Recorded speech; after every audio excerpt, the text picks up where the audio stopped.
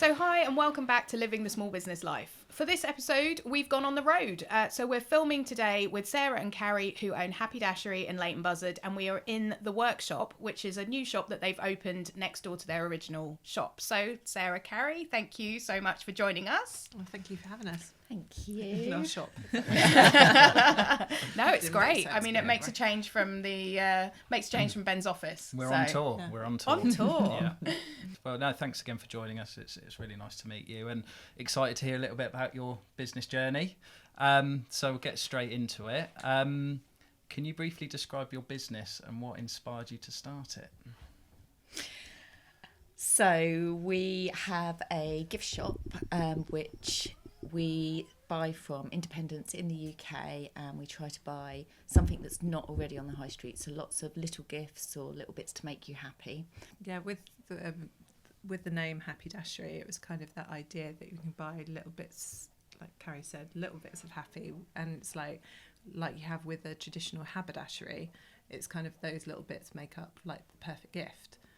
But we've now, ironically, got a haberdashery as well. Yes. So we had the opportunity to take on the shop next door, and this is our haberdashery part of the shop, and we've also got workshop space, because the other main part of Happydashery is we do workshops, craft workshops, and what we've decided is when this became available, it was now or never, and it wasn't the right time, but that was the now or never. So we fully went in. And we've got the haberdashery here, which we're sat in. Yeah, it's a lovely space, really nice space. So thanks for letting us record here. How long have you guys been in business for then? When did you start up? So we had a little pop-up in our next door unit when it was still Crichton's Chocolatery. Am I saying that right? Chocolatery. In the chocolate shop. So we had a few shelves in there before, but when Lucy decided to take her business off the high street, we then took over the full shop, and we opened that in February 2019. Okay. So before that, we had the pop-up, we'd started with the website, so we'd kind of been trialling it, hadn't we? We've been playing around with it. And, But yeah, we went fully in, February 2019. Yeah. So, And 5 years. what sort of made you want to start doing your own thing? And it sounds like you may be doing it part-time before you went full-time into doing it. Yeah, we were kind of, so I was still working as a teacher, and I'd like to say Carrie was a software tester. Yeah, you got it right. Even though we've known each other since we were sort of like 20, it's like every time it's like with Chandler's job, never remember exactly what she does. So it sounds awful, doesn't it? But yeah, so we'd still had our part-time jobs and we're like testing it out, but it was Lucy, who had Crichton's, who basically, as she says, gave us the push down the death slide into fully running and owning our own businesses. Yeah, exciting times, but a lot of hard work, I should think. And am I doing the right thing? Is this going to work? All those sort of thoughts going on. I think leaving full-time employment, where you've got the steady wage, you've got the benefits, and then doing something that actually you don't really truly love, it's just paying the bills, and then being given the opportunity, which you're super scared of actually going ahead with, but knowing actually if you don't do it now, you're never going to do it, and you're going to still be, I think that's, yeah. It's making me a bit emotional. And Sarah cries a lot, by the way. Yeah, I do. And that's okay. Yeah. I think it's that whole thing as well. You were really brave, because the day that we had the opening night was your last day in your job. Yeah. So I didn't know that. Yeah. Wow. So I was still working part-time, but was in the shop, like, getting it ready with, we had, like, all hands on deck, didn't we? And Carrie was it Reading? Yeah. Literally handing her laptop over and then heading straight here so we could have the opening night. And yeah, so from day one, Carrie was just the face of Happydashery the whole time, whereas I still had that relative kind of security of still having, I was still working, as well as being able to have the best bits, because I walked in, it was like the weekend, and like Carrie would be like, I'm exhausted, and I'm like, fun now. But it was fun. I think the only thing that I remember from that first year, well, it's not the only thing, but was the £10 day. Oh yeah. And it was so bad outside. It was pouring down with rain, and obviously I couldn't speak to Sarah because she's a teacher, and I had £10. That's all we took the whole day, and you're just like, what have we done? Yeah. Oh my God. But then, like, we spoke to Jo, who runs King's Road, and her whole thing was, she was like, no, you need to have your first 0 day. You need to have a day where you don't take any money. And she said, and then anything else feels amazing after that. And it's a case of, we've never had that. Oh God, I'm jinxing us. But we have today. Yeah. Yeah. But yeah, it's just that whole thing of her. Yeah, it was just then somebody else's perspective on it when they've been open for over 30 years now. Their business. Yeah, I think was it is there that long. 30 Yeah, years, wasn't it? Yeah. Yeah. because was it Joe's mum that ran? Yeah. Yeah. Yeah. So I guess for a bit of context, so Sarah and Carrie are friends of mine, and we all live together in Leighton Buzzard, which is where your shop is based. And I think one of the things that, you know, I find about living here in the town, and obviously about your shop as well, is there is such a great community of business owners as well. So we're talking about Jo from King's Road. She runs a shop. She does fashion, that kind of thing. So the shop owners in Leighton Buzzard are a little community as well, aren't they? Definitely. Everything like that helps, because the thing is, we've got gift shops here that have been really well established.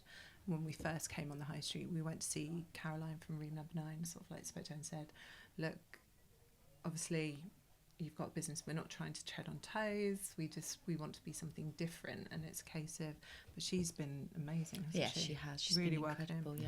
And actually, when you actually ask for advice, she will give it to you, and there's no kind of like, well, I'm not talking to you because actually you're a competitor. Cause a lot to be said for that sort of collaboration over competition, you know. Massively.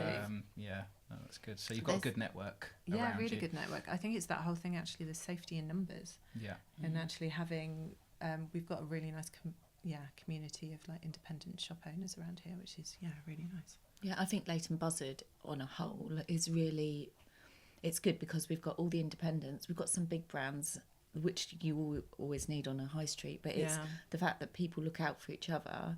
And even if you go to a community event, there'll be people that have small businesses that you can just work with or be next to, even if you have both gift shops or something. Yeah, it's incredible. We're So really lucky. So you sort of were the face of the business originally. How long till you came out of teaching to go full time as well?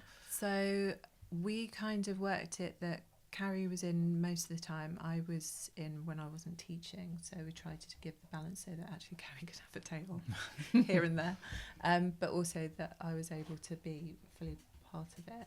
But I finished in July 2019. Right. So by that stage, it's actually the business can support the two of us, and actually we need to just So we just went both in, and haven't looked back. And did you have a plan? A business plan, or did you just you did? Okay. Yeah, We did do that. Yeah. Have we looked at it since? No. No. Yeah, it's a common theme. I was going to say exactly such a jinx. I was going to be like, yes, common theme for everyone we speak to. I had a plan, and then the plan just went out the window. We had the pop-up shop in Crichton's. Lucy decided it was the October half term of 2018 that she was coming off the high street, and she was actually handing the keys back after Christmas Eve. So when she told us that, it was a case of, that's fine and totally understand your reasoning. But then a couple of days later, it's that whole thing of, oh, hang on a second, why are we not looking at going fully on?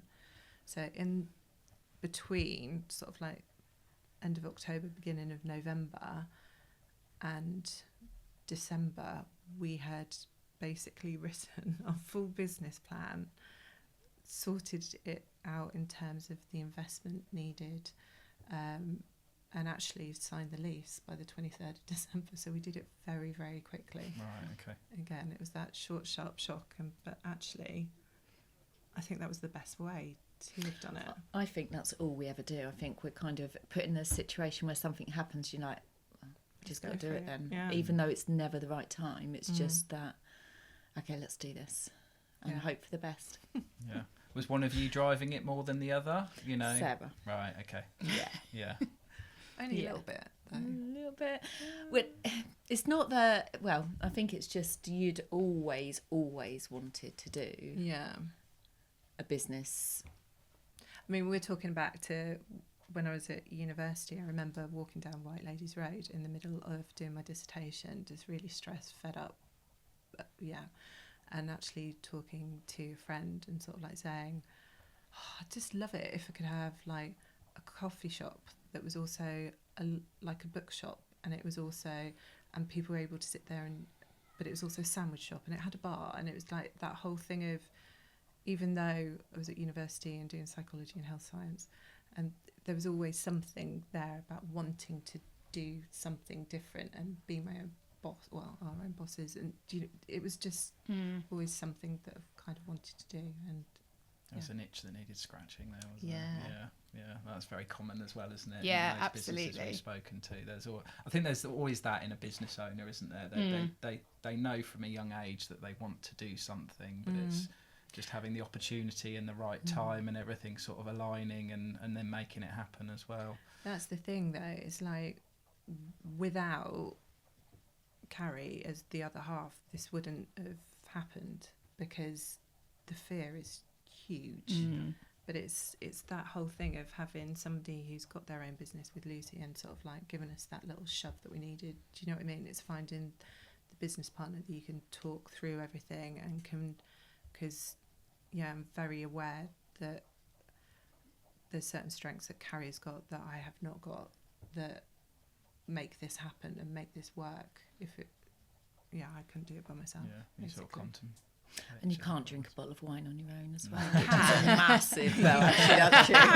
Yeah, okay. It gets messy. I was going to say, and it's slightly more frowned upon, but it's doable.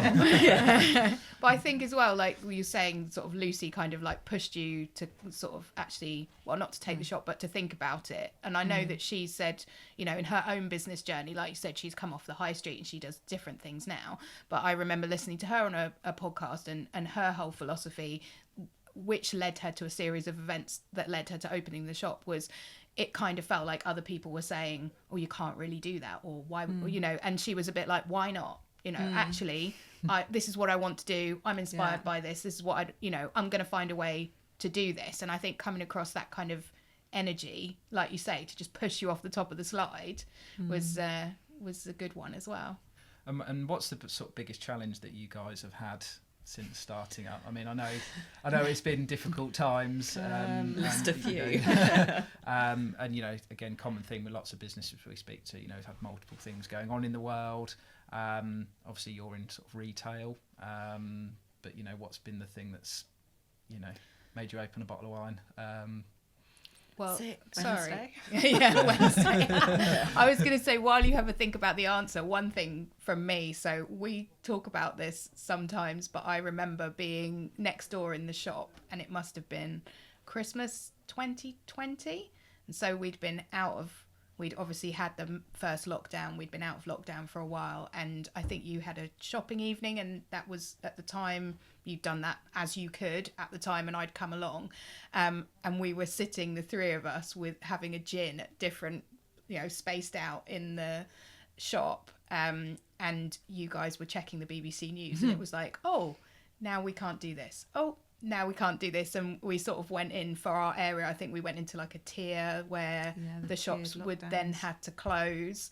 And you guys were literally, we were literally just sat on the floor in the shop drinking gin, thinking, right, okay, well, Christmas looks a bit different. Yeah. So, certainly times like that have been challenging for you guys, I'm sure. I think that lockdown was just that wasn't even the circuit breaker one, was it? That was when Bedfordshire got sent to the naughty step early. Yeah. That was a brutal And I one, think that actually. was about 6 days before Christmas, 7 days before Christmas, and in retail those 7 days are everything. And we didn't even have like a day. It was like, oh no, end of today. That's it.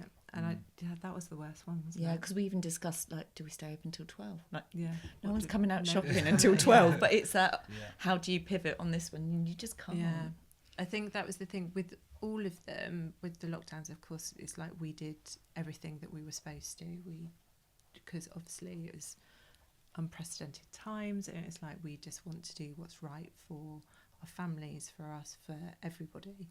So yeah, but we were able to pivot at each one of those times, weren't we? And sort of like think, right, okay, well, this has happened. What can we? How can we still work? How can we make it work? But that one was just like, I don't know what we can do.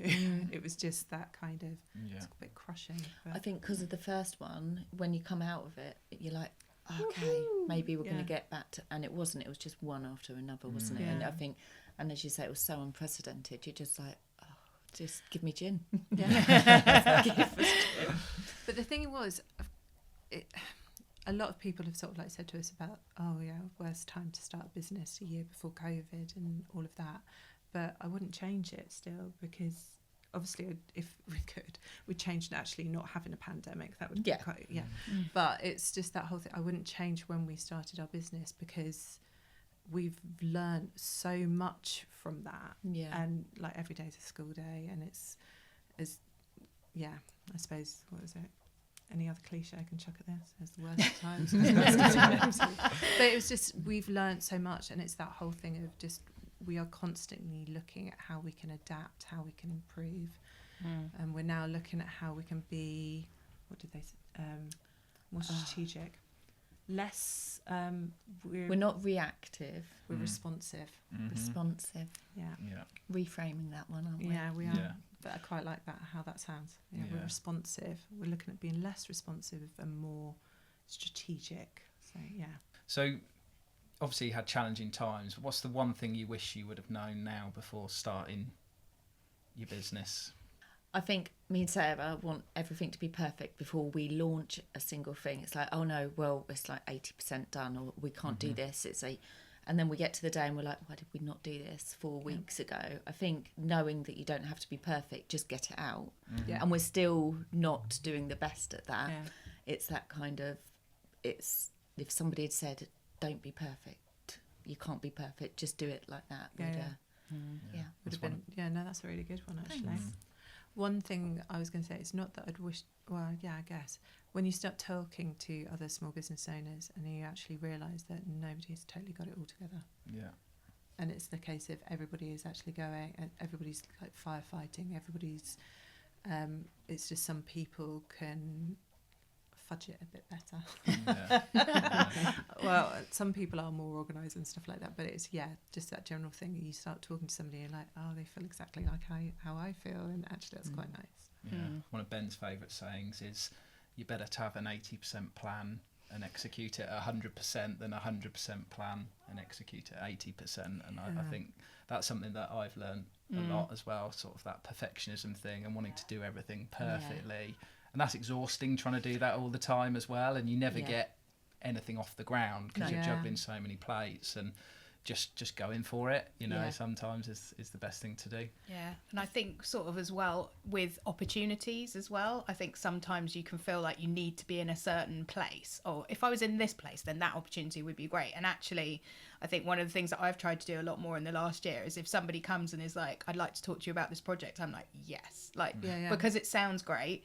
And I might not, and I'm 80% there. So let's talk about how we can do this, because, it's an opportunity that you want to take hold of. Yeah. I think we say yes a lot to opportunity. We don't say no. Yeah. No. So that is one thing that we do a lot, is say yes. But the plans and the ideas that we've got, and it's the things that we start from, it's, we kind of get in our heads and go, well, it's not perfect, and we hold ourselves back when actually, but if somebody says, oh, do you fancy doing this, or do you want to do it, and we always go, yeah, we'll do that. Add it to the list. Yeah. Work out in the end. Yeah, that always works out in the end. What advice would you give to somebody looking to start their own business, if they were coming to you and say, how did you do this, what's the one thing that you would really say, focus on this thing? I was going to say just do it. Yeah. But then you said focus on something, and I'm just like, well, just do it. Just do it, because if you don't do it, you're never going to know if it's going to work. And actually, there's no guarantees. There's no guarantees to stay in a job where you're employed, and there's no guarantees your business will work. It's just believe in yourself, and I say believe in yourself, but yeah, definitely. Yeah. And what's the biggest mistake you maybe have made? Doing it. You know, I mean, like I've had issues with like taking my off cash flow, for example, and got to the end of the month and it's like I've got to pay all my staff, and then it's cash like flow's always an issue. yeah, I think that's the thing that keeps me up at night is cash flow and time. yeah, Never got enough time. Yeah. And you never at the right time have the right cash flow. Obviously you make it work, and as you say, there's times that it's brilliant and then times it dips and you're just like, okay, what we're going to do? And it's just the pivoting again, isn't it? Yeah. constant challenges. Yeah. And that's the thing when you're small as well. You say you're flip-flopping between so many things. It is easy to drop the ball on something, isn't it? Yeah. Take your eye off something because you're focused on something else, a new project, or opening a new premises or whatever it may be, and then something else slides. And I think you said to me when we were having a conversation before we started recording about the shop either gets lots of focus or the workshop gets lots of focus. It's hard to maintain focus on both areas. I think at the moment for us it's sort of like we haven't found the rhythm that we're completely happy with making sure that all the different facets of the business are actually getting the attention that they need and deserve. But that is one of the things about having like a multi-revenue stream business. It's like we've got the retail side of things with the front of the shop, so you've got the bricks and mortar side of things, but then the website side of things, then the workshop, and actually having those events running. But we're also doing ceramic painting, we're also doing corporate workshops, the corporate gifting, and it's all of these different things, actually trying to give it the time, attention, and actually get it all out there. And that's the one. That's the one thing. That's multiple things, but but it's like the corporate gifting we've been doing for years, but we still don't have it on our website properly. It's you're doing things but you're not telling people you're doing it. And it's How do you split your roles between the two of you? Do you focus more maybe on finance and you focus on day-to-day operations? How have you, or do you both do everything? There's certain things, so we mainly kind of both do everything, and because we bounce ideas off each other's head, it's kind of a partnership that way. But then there's certain things that we also try and play to our strengths as well. So Carrie's brilliant and actually like with the art and actually getting the stuff in the window and things like that. Don't look at our bare window at the moment. So it's sort of like playing to strengths as well and stuff like that. But or the fact that actually with some job roles actually it's fairer if I do one thing and Carrie does the other. Do you see what I mean? Just kind of play it by ear a lot, really, don't we? We do. We haven't really, I think because they're still, even though next door's been going 5 years, they're still quite relatively new. But it's trying to get it into a rhythm where we're both really happy and then go, right, okay, well, if you focus on this, that's your strength, you focus on this, whereas we're still, especially here, building. It doesn't feel like we're in that position to go, which is probably where we're going wrong. We should be doing that, but because we want to decide everything together, it's... How many staff do you guys have at the moment? So we've got 3 really kind of part-time people. And then we have freelancers who come in as well. So and then we have the kids that have started helping out as well. So it's kind of, we're not in a position where we can have somebody full-time. We just haven't. That would be the dream, though, because then Massively. we would be working on the business rather than actually in it. And I think that's the thing about the actual shops. You need people manning the shops. You can't have a shop without an honesty box. Doesn't work nowadays. So it's that. But it's having the people here so we can then be putting all the processes in place. Processes is one of the things that lots of businesses that get to 3, 4, 5 years, which is great to get to that point, but you're trying to make that next jump and you've got to sort of get these things in place, haven't you? And it's very difficult because you're still involved in the day-to-day. I struggle with that all the time, and I think you do as well in your business, don't you? Yeah, definitely. And you want, like you say, you want to make sure that you're working in your business, and that strategic view, we've already mentioned it here, and loads of people we speak to are the same. Like, getting that strategic view is so important, but trying to get time to get a strategic view because you're in it day to day and you know it best, and there's so much going on, and then there's so much going on and something gets thrown up and you're like, oh, didn't expect that this week, this month, or whatever it is. So yeah, that juggling around is constant, definitely. Hard work. It's hard work.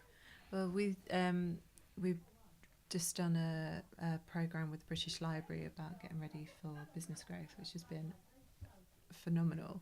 But sort of like we've had quite an intensive series of workshops and one-to-ones with experts about all the strategic stuff in the background. So it's what's really frustrating is at the moment we've got all of these tools and all of the things to actually put in place, but again, it's actually finding the time for us to actually then get it all working and actually really put it into practice. And so and it's like you'll take, right, okay, we're going to get covered on these days, we're going to take the time, and then a child will be sick, members of staff will be sick, there'll be something else and it just ends up like a house of cards, and you're like, oh, okay, so we haven't got that time.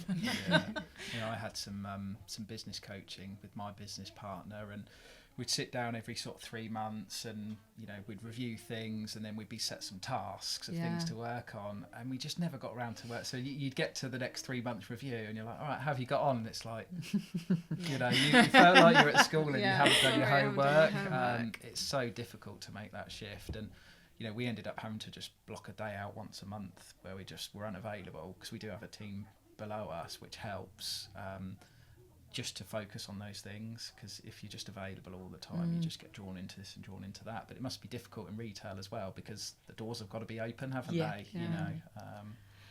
So we have every Monday we normally have Nat working next door for us, and we have here shut, and that's supposed to be our day to get all of that stuff sorted. But it's like we need a few more of those days. We're due in a few weeks really to get all the stuff sorted that we want to. But Happydashery retreat. You could just go away a couple of weeks just working on the business. I'd have to go to like a spa retreat where you're not allowed alcohol. Have to. Otherwise it would just go. That sounds bad. I've said that a few times now. Honestly, we haven't got a problem.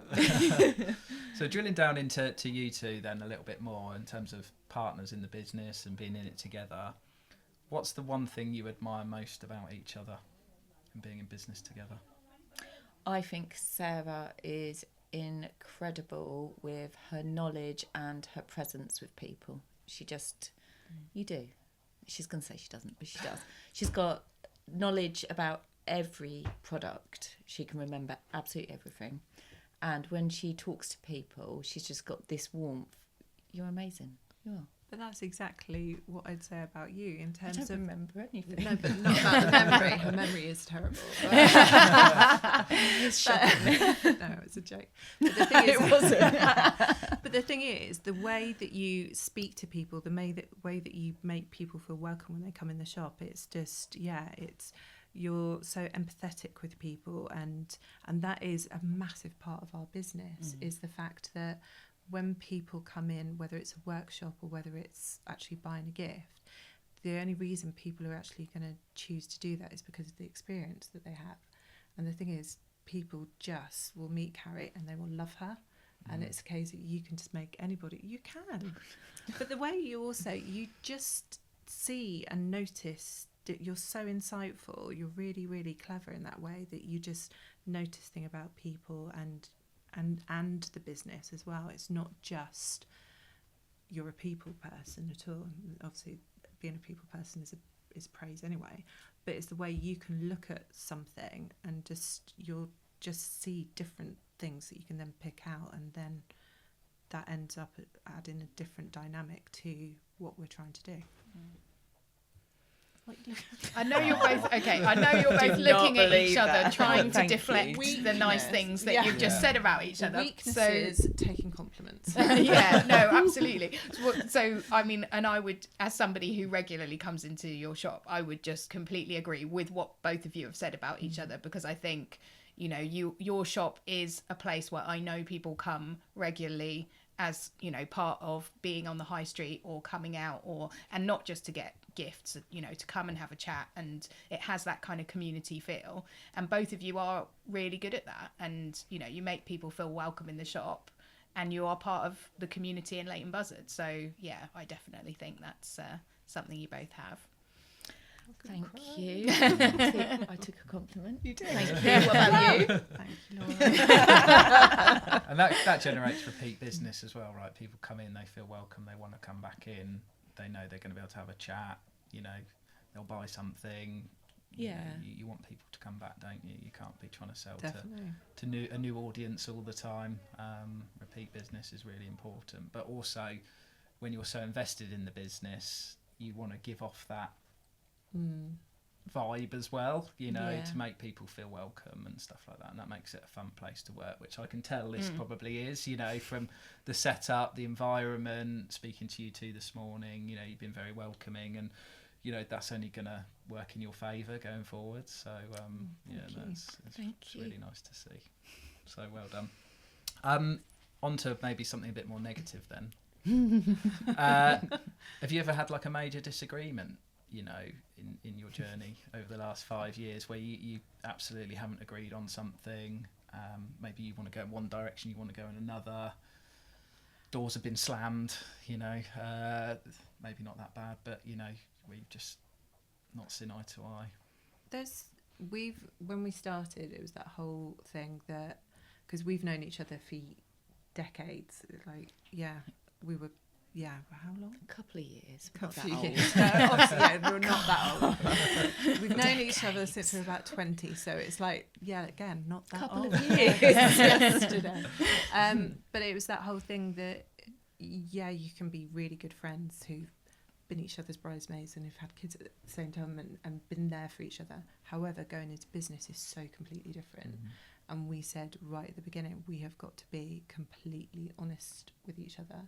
Yeah.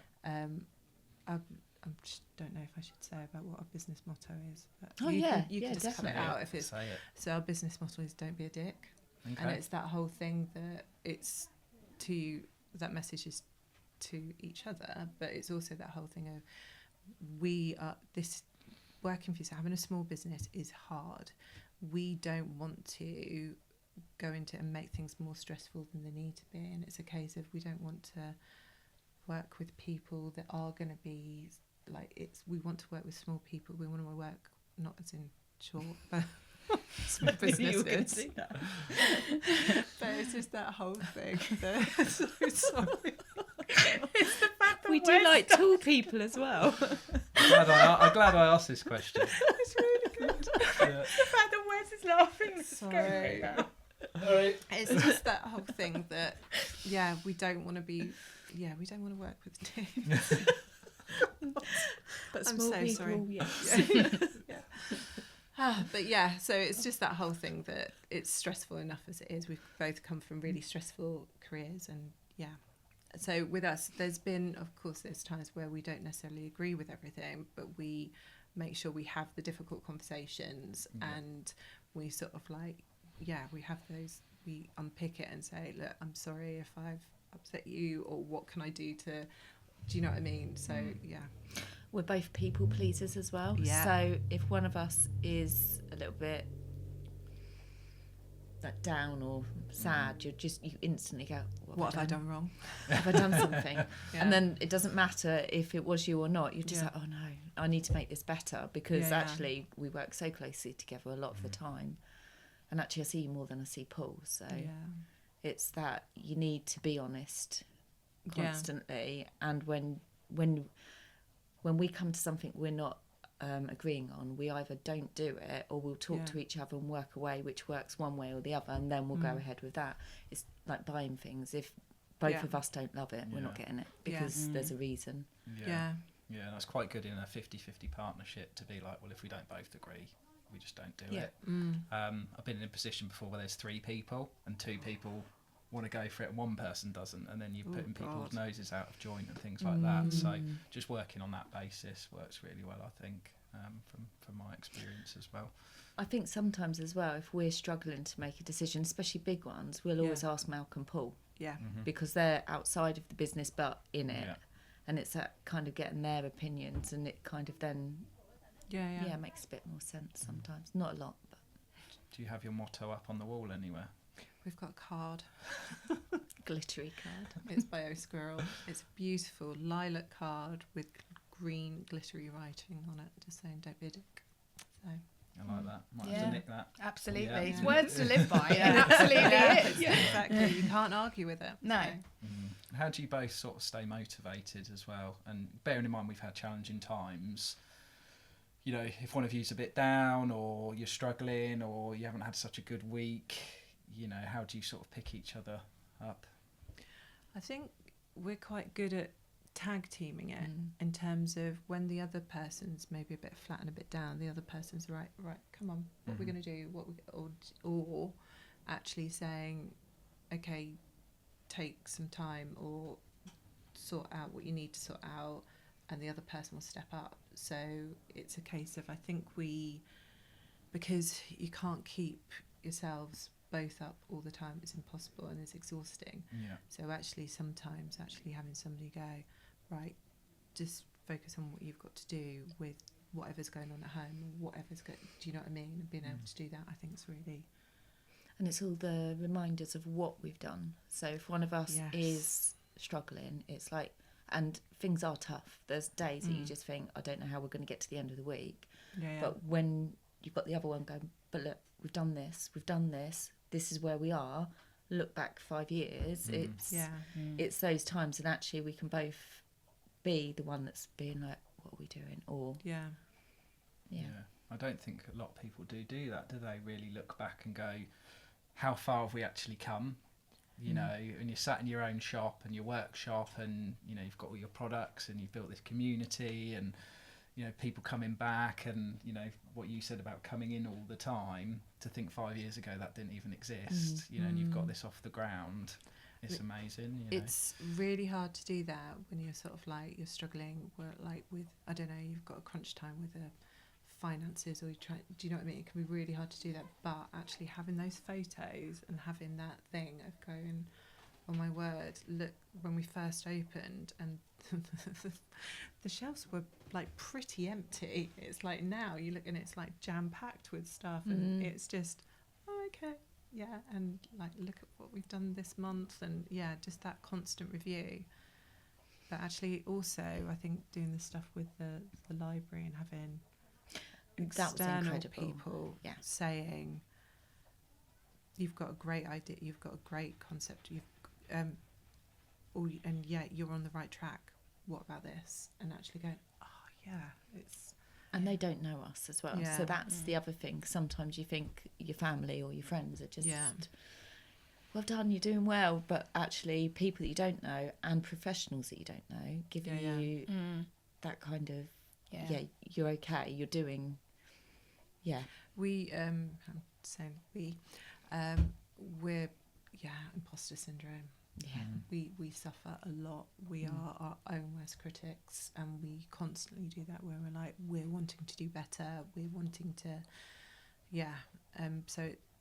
we can be quite not negative on ourselves, but we can be quite, so actually remembering and making ourselves do the difficult thing of going, oh no, that was a real achievement, we need to it doesn't come naturally, but it should be something we're doing a lot more often. I remember coming into the shop just to have a chat, but I remember, so another friend of ours who lives locally, she worked for a short time with the Mary Portas group, and she'd gone into a meeting and there'd been homework for the meeting, but no one had told her about the homework, and she was a bit panicked, and the homework was to talk about a shop, an independent shop that you like and sort of stuff, and she was a bit like, oh gosh. And so she went in and she talked about Happydashery and was saying, you know, and this is what they do, and she was explaining it, and everyone around the table who has a background, you know, in retail, that's why they're there, was like, oh, do they have an Instagram? And everyone had called it up and was, oh, I like this, and was saying, you know, so did they work in retail, what did they do before? And I remember telling you and Sarah, well, firstly you were like, you're going to make me cry,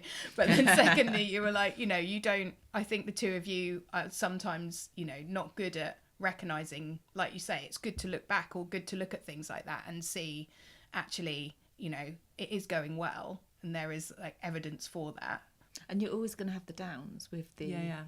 like as much as it goes well, you'll then have that massive dip, and then you're just like, and then you'll have that up, and you'll be like, this is amazing. Look what we've done. So Yeah, I that can imagine business roller coaster thing. Yeah. A lot of highs, but a lot of lows. Yeah. As well. It's just constant, isn't it? Yeah. But the thing is as well, though, you look at everybody else and you think, oh yeah, they've totally got it. Look at them, they must. And it's like you realise, talk to another small business owner, and it's like, yeah, no, it's a lot. It's constantly like this. It's like, okay, It's not linear, is it? Like No. at all. No. Okay. I guess talking a little bit more about the kind of small business roller coaster, and obviously balancing work and personal life can be incredibly tricky. What are your secrets? Do you have a secret to maintaining balance, or how do you kind of try and make sure that you have some kind of work-life balance? I feel like work-life balance when you've got your small business is kind of a myth. I think you put steps in place to try and get some time back. So we try and alternate certain evenings we work. So each week we know I'm working Wednesday, Sarah works Thursday. And that's probably about all we do. I think I've been learning to kind of embrace that juggle a bit more, and just actually showing the kids at home, because actually I'm doing something that I'm enjoying doing, and actually them seeing that it is a juggle, and I'm not articulating. Well, if they No, I see know it's a what you juggle, mean. they then know that actually doing something you love is worth the effort you're putting into it. And actually, when they're older, knowing that you don't just have to do anything, you can do something you love, even if it's hard work to get there. Yeah. Yeah. When I used to teach, I got to the stage where like marking was never my strong point. I hated it, and I'd be there sort of like leaving it right to the last minute. I was obviously a professional teacher. I'd still do it to a high standard. But it was just that thing. It was my least liked element of the job. And it's just, actually when you're doing something that you hate and that comes out, if you're doing something you love and actually going, right, this is hard, but I'm doing this, and actually you guys can come and meet me at the end of like when I'm working at the weekend, and we can like, and actually having them being part of it, and actually seeing the pluses as well. It's like we've got a local festival coming up, and we've actually got the kids all being there for the whole weekend for the festival, and some of them are helping us out, so they're kind of so it's like them being a part of it as well. I think is quite important. And I think they've got pride in it as well, don't they? Yeah. It's like they tell their friends, oh, that's where my mum and Auntie Sarah have got their shop. And Yeah. it's that they know that we're having to work to have it, and we're not there as much as we'd like to be at home, but then we're not at work as much as we'd like to be. It's that if you're at home, you feel guilty about work. If you're at work, you feel guilty about home. But just trying to... But they're here for like, I mean, when we got the keys and we first came in, we've got a picture of like two of mine had to go to school, I think, but Seth was here with your three, and they were all sort of like in the shelves, sort of like, and being a part of like this is a new place, and it's really nice when we have events here that they can come along to as well, and they kind of, I think they feel part of it. And how do you, I think we have possibly identified a couple of things that you might do around this, but how do you unwind after a hectic day at work? Obviously I'm referencing the gin. We don't drink, so... I think, actually having the talk and kind of, you know, when you have that unwind and you sort of like discuss what's happened and stuff, I think that's really important. Like identifying the things that went well and stuff like that. And I just think that's that teaching thing again. What went well and even better if. But actually having that kind of, that relax, that kind of, the socialising element of it, I think is really important. Yeah, I think you never really leave it, do you? At the end of the day, you still go home and all the things you haven't done and you need to do. But it's the times probably when we get all the families together and socialise, or you're with other people socialising, that you can then do the, okay, this isn't work time now, this is... I have a thing where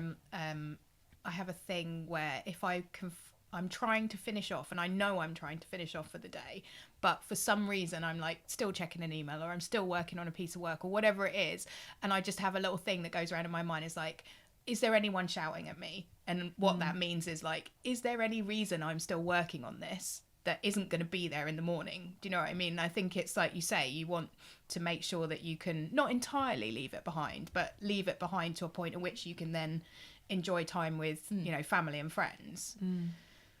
I think, I can't remember where I saw it as well. It's somebody saying, instead of apologising for the delay in getting back to somebody, just actually saying thank you for bearing with us. And actually, because it's that whole thing of with your phones, like you're always thinking about your business, but it doesn't mean that you should actively be doing stuff on your business all the time. So actually being able to put the phone away and just ignoring it and not replying to a comment on social media, or not sending another reply to an email because somebody else is still working at 11 o'clock on a Sunday, actually going on, no, I'm stepping away, and then just dealing with it when you are up and working is a good way. Yeah, that's good. Do you have any hobbies, either of you, that you participate in outside of work, or has work become the hobby? But there's a bit of a overlap though, because it's like with the craft workshops that we do, it's a case of, well, those are also the things I like doing to try and unwind. Right, okay. But yeah, so there is still a bit of an overlap with that. I think we've actually gained, or I have gained more time for myself by doing the workshops. Don't tell my family. But when we're doing the workshops or doing macrame or screen printing, it's all those things that I love, but I don't have time at home. I don't have the equipment set out at home. So when we're doing it here, it's that, it gives you a couple of hours, even though you're working, because you're obviously still doing work. But it's the fun part of the work, isn't it? And also actually getting out and going for a run is a really, I really like that, to actually process stuff. And actually, I don't just go for a run and just zone out and listen to a podcast. I'm normally sort of like, well, actually we used to go out running quite a bit and actually used to talk about the business. So much downtime.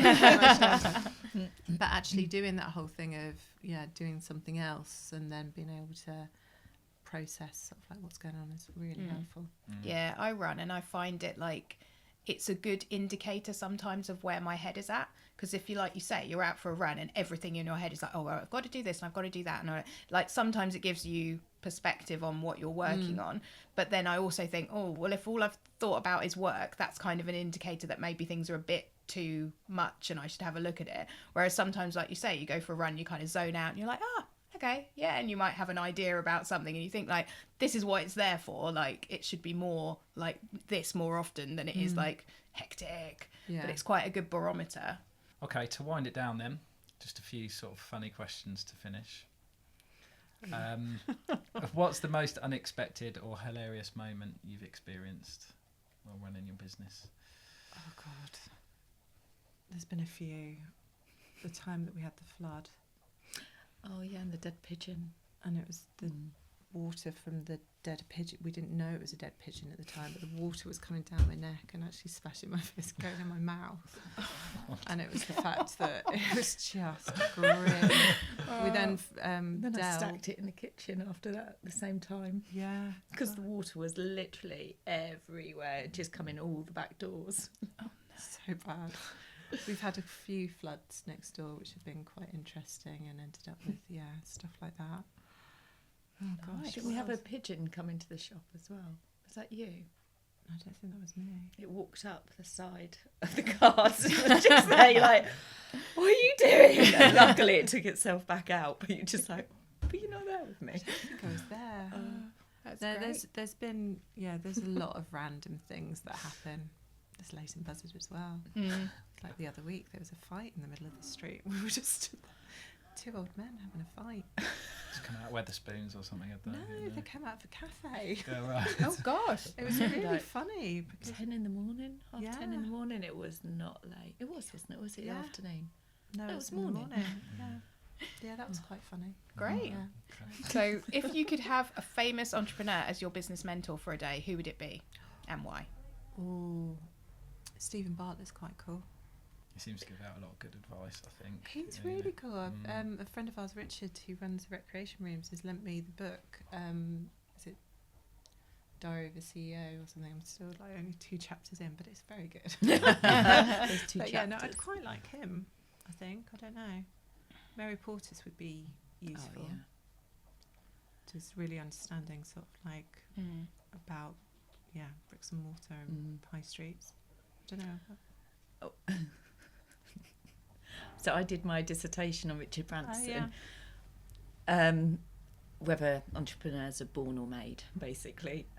So actually, I'd quite like to meet him, because he's built himself up from being told he's going to be nothing with dyslexia and all sorts, and I just think that's pretty good to come from there.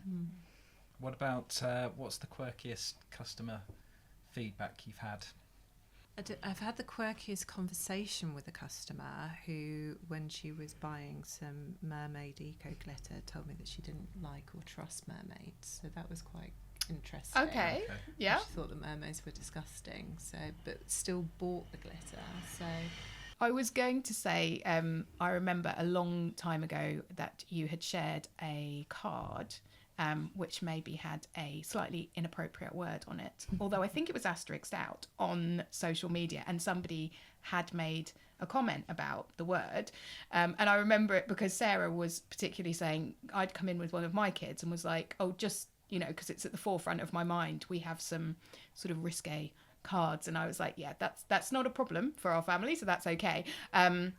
But then, of course, we have Wes, who records our podcasts, who also runs a card company called Buddy Fernandez. And when I took Ben next door, Nat was offering him the yellow box, which now contains all the very risque cards.